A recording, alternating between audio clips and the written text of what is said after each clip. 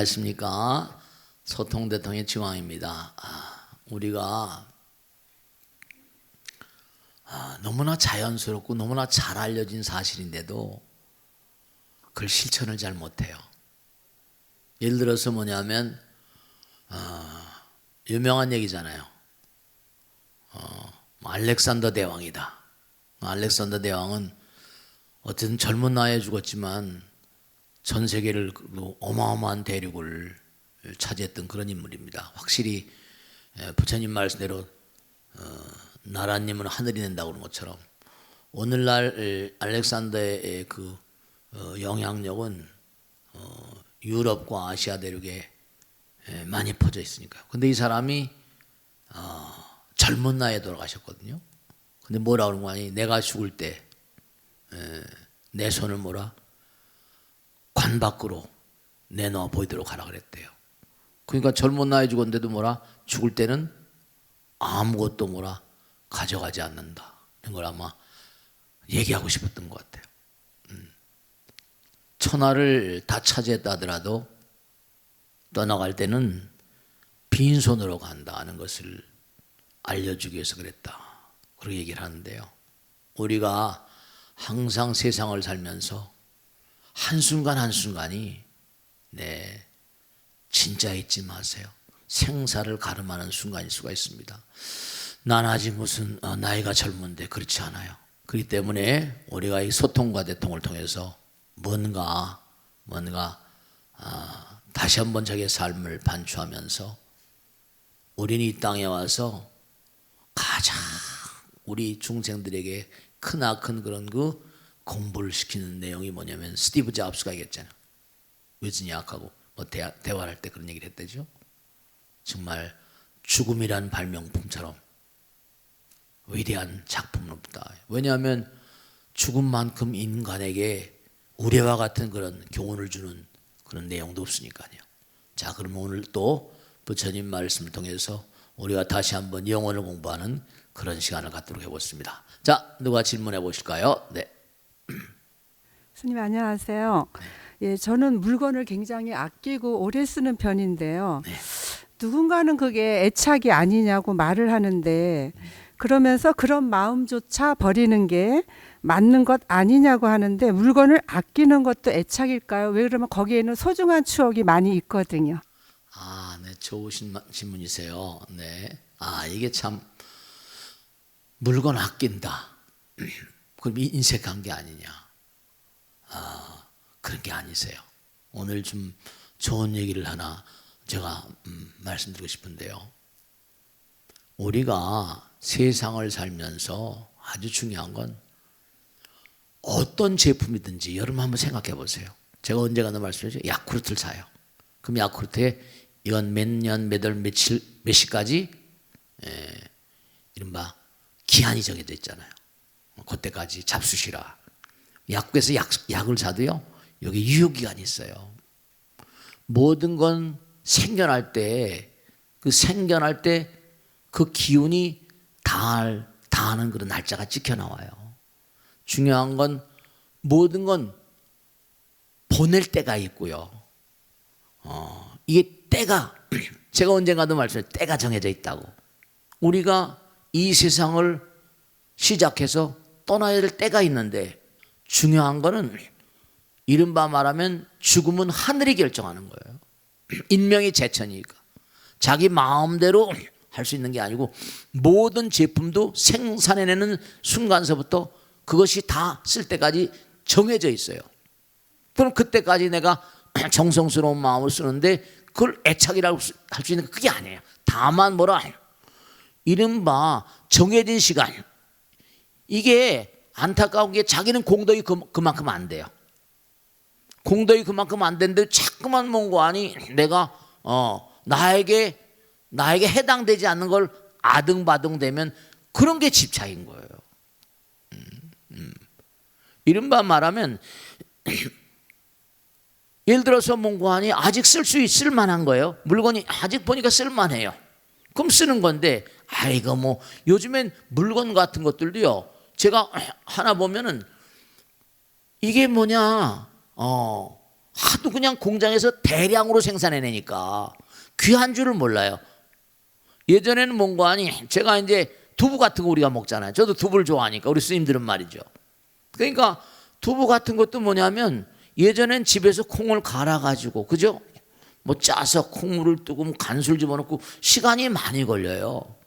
그러니까 두부가 바다에서 난 고기라고 하잖아요.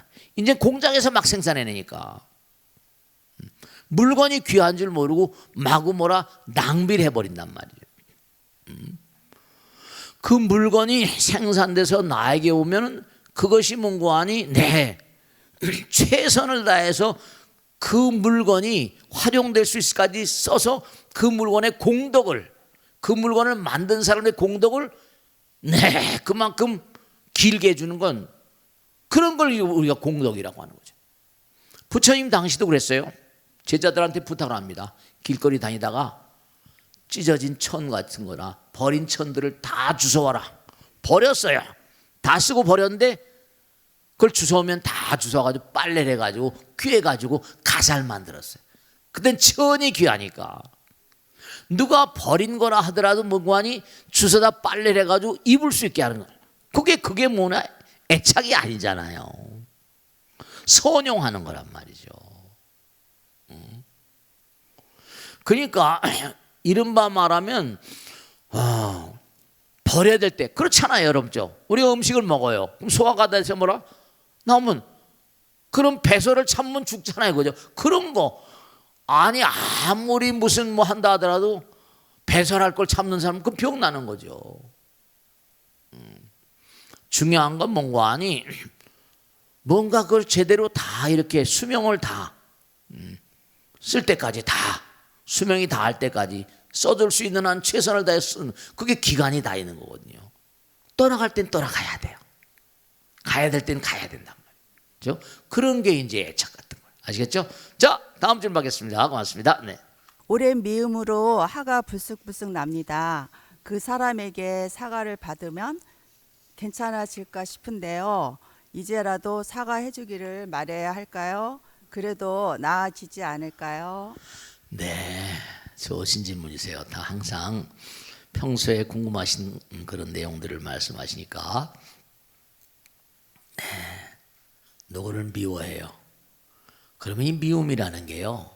저도 누구를 미워한 적 없고 지금도 뭐 미워하는 사람이 있는지 모르겠어요. 근데 그러면 누구를 미워하면 지금도 뭐라 그 사람이 어디가 있는지 몰라요. 어디가 살겠죠, 그죠? 근데 그 옛날의 미움이 그대로 살아가지고 정말 화가 불쑥불쑥 나요. 어떤데? 근데 제가 가만히 머리 감고 사니까 이제 부처님 말씀 속에 사니까 그렇죠? 화를 내는 그 마음이 불쑥불쑥 일어날 땐 내 마음도 별로 좋지 않고 내 몸도 좋지 않아요. 근데 사람들의 특징은 내가 상대방에게 뭔가 잘못했는데도 끝까지 사과하네요. 사과를 기대하는 게 사실은 쉬운 일이 아닙니다. 왜냐? 관점이 다르거든요. 사과 기대하지 마세요. 설령 사과를 받으면 괜찮을까 싶은데요, 기대하지 마세요. 그 사람들이 절대로 사과 받는다 하더라도 이미 지나가 버렸기 때문에 내 마음이 그렇게 쉽게, 저도 말이죠, 누구한테 사과를 받아요. 근데 쉽사리 마음이 풀리지가 않더라고요. 이제라도 사과해 주길 바랄까요? 그냥 그 사람을 위해서 기도하세요. 그 사람이 개과천선을 기도하세요. 내가 대신 기도하는 거예요. 내가 대신 기도. 그러니까 우선 당장 뭔고하니 내가 참여하고 기도하면요, 우선 내 마음 가운데 있는 뭐라 화가 많이 풀려요. 내가 자발적으로 기도하니까. 우선 내 마음 가운데 사악한 악마를 뭐라 악심을 내가 참여합니다. 네, 그렇습니다. 그러니까 내 마음이 악마의 어떤 주가 돼서 화를 풀지 못하면 내가 악마가 되니까 그거는 방지해야 되잖아요. 그거는 방지해야 되잖아. 참해조차 하면 나도 똑같은 놈이 되는 거예요, 사실은요. 그 사람이 나에게 참여하고 안 하기 일단 저 바깥 같은 놔둬요. 그 사람과 내가 그 사람 마음을 함부로 할 수가 없잖아요. 그 사람 마음을 내가 뭐 참여하라고 참여해 줍니까? 그것도 쉬운 게 아니에요. 우선 내 마음 가운데 악심을 녹이도록 나 자신이 참여라는 그런 자세가 중요해요. 아시겠죠? 자, 시간 없어서 다음 주를 받겠습니다. 고맙습니다. 예, 선거가 다가오면 비방과 시비로 세상이 시끄러운데요. 국가를 바르게 이끌어 나갈 정치인이라면 어떤 덕목을 가져야 하는지 큰 스님께 고견을 청합니다. 네, 요즘에 이제 선거가 얼마 안 남았어요. 네, 좋으신 질문이세요. 참 과거에 저먼 과거로부터 오늘에까지 탁월한 인물들은 하나같이 정치에 대해서 얘기했었어요. 소크라테스 선생님, 플라톤, 아리스토텔레스, 공자, 맹자 전부가 다 위정편 전부가 다 정치에 대해서 그렇죠. 예수님께서도 카이사의 것은 카이사의 것, 나의 것은 나의 것. 부처님께서도 화엄경이라거나 경전마다에 이른바 국왕의 정치에 대해서 여러 번 말씀하셨어요. 근데 아주 중요한 건 뭐냐면 이 정치가 중요할 수밖에 없는 게 만백성이 다 나라님의 뭔가 덕화를 입고 살잖아요. 플라톤도 한 얘기가 유명한 얘기 있잖아요. 나라를 다스리는 사람들은 정말로 철인들 깊은 어떤 사색을 바탕으로 한 그런 이데아를 가지고 나라를 다스려야 된다. 그리스 헬레니즘 정말로 그 당시에 벌써 2500년 전 그 당시에 민주주의가 있던 나라가 그리스예요. 헬레니즘 도편 추방이라고 해서 어떻게 되는 거 아니? 조개 껍데기에다가 위정자들 가운데 뭔가 아니 마음에 안 든다 도편 추방을 하는 거예요. 이 사람은 아덴으로부터 추방시켜야 된다. 탁월한 어떤 정치가들도 추방시켰습니다. 민주주의의 가장 남상 스타트라고 하는 그런 나라가 그리스잖아요. 근데 너무 이제 이게 방만하다 보니까 뭐 참정체 가지고 하다가 결국 스파르타한테 호시탐탐 노린 스파르타한테 먹혀버리죠. 어쨌거나 간에 그들의 이상한 뭔가니 철인 정말 정말 이 우주의 도리에 나름대로 통찰력 깊은 이데아를 바탕으로 백성을 다스린다. 정말 현인이었죠. 부처님 경에도 화엄경에 뭐라고 나오는 거 아니? 그렇게 나와요. 나라를 운영하려면 7가지 요소가 필요하다고 나와요. 부처님 경에 나오는 겁니다. 7가지 요소예요. 첫째로 뭐라? 임금은 항상 덕성을 함양해야 된대요. 덕성. 끊임없이 갈고 닦고. 그러니까 왕도 공부를 많이 해야 되죠. 그럼요. 왕들도 예전에 신하들 가운데 덕 높은 신하들 초청해가지고 계속 공부를 했었어요. 그러니까 신라가 뭔가 아니 삼국을 제패한 것도 뭐예요? 그 무열왕, 뭐 문무왕, 김인문 뭐 전부 다 해가지고 뭐 전부가 다 화랑. 그러니까 화랑이랑의 원광법성을 해가지고 불교의 이데아로 나이 어릴 때부터 공부를 시켰잖아요. 그 사람들이 왕이 되고 대장군이 되고 김유신 뭐 김춘추 나당연합군을 만들었던 그런 외교가기도 하고 말이죠. 무열왕이 됐잖아요. 그리고 뭔가 아니 중요한 게 신하들을 정말 유능한 신하들을 잘 간택해서 처처의 곳곳마다 다 배치해야 된다. 그 다음에 또 뭐라? 국경과 영토의 어떤 그런 국경을 잘 관리해야 된다. 국방력을 더 튼튼히 해야 된다는 거. 군인을 잘 양성해야 된다고 했어요. 그죠? 그 다음에 이제 이른바 말하면 재정을 튼튼히. 참 대단한 거예요. 부처님께서. 자기도 왕의 어떤 그런 왕의 태자의 어떤 길을 걸어왔으니까. 재정 창고를 만들어가지고 항상 백성을 구휼시켜야 된다.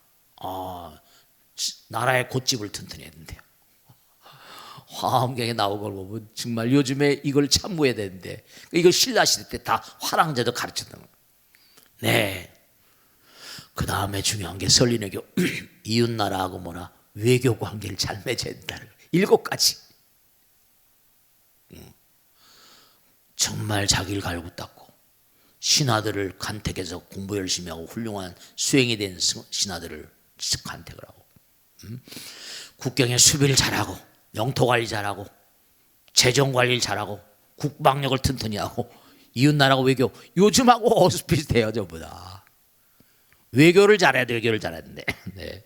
그러니까 그러면서 하신 말씀이 뭐냐면 국왕은 뭐라 뭐한다 백성에 대한 봉사라 그랬어요.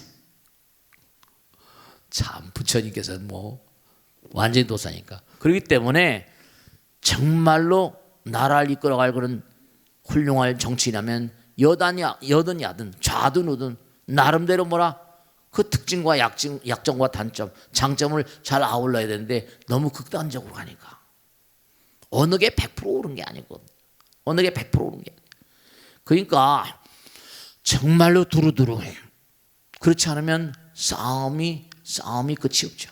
정말로 부처님 말씀은 중도 통합이잖아요.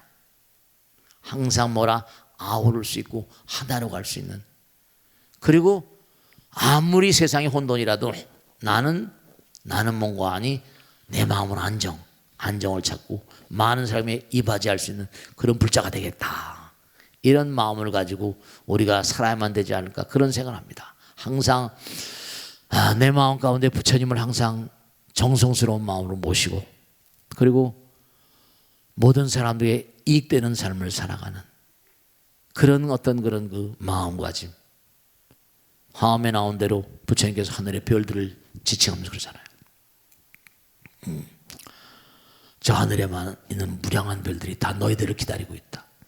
여러분 중요한 건 수사적으로 입적해지라.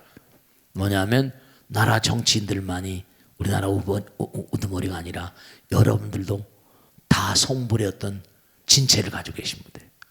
하늘의 무량한 별들이 다 뭐라 부처를 기다리고 있대요. 여기 성화모니 부처님 도솔천에 오셨잖아요.